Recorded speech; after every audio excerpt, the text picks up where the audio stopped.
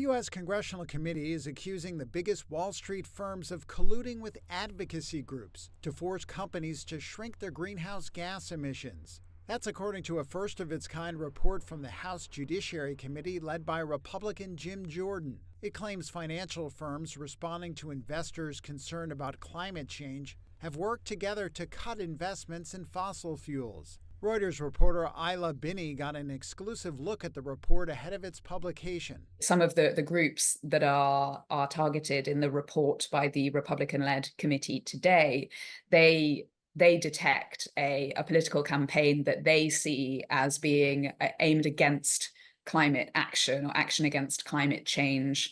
And they think that there is an attempt to stop investors considering these kinds of climate-related financial risks overall, if they can. The investigation, which launched in 2022, is looking into whether corporate efforts to tackle climate change violated antitrust laws. And the report criticized the world's three biggest asset managers, BlackRock, Vanguard, and State Street, as members of the climate cartel. Rising public awareness about climate change has put pressure on firms to show they are taking steps to curb planet-warming carbon emissions. But climate change skeptics who deny the overwhelming scientific consensus have pushed back. So environmental, social, and governance, or ESG investing, has become increasingly politically sensitive over the last couple of years, particularly in the United States.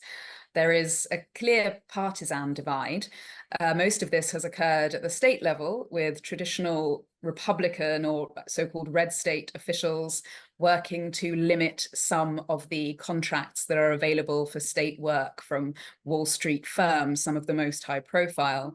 And some leaders on Wall Street have even gone so far as to stop using the term ESG because it's so politicized.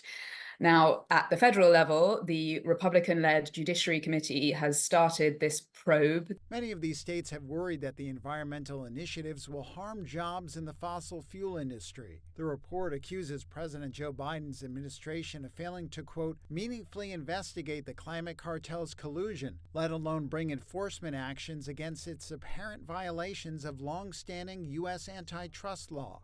A White House spokesperson did not immediately respond to a request for comment. Neither did representatives for BlackRock, State Street, or Vanguard, though others targeted have indicated they think politics is playing a central role here.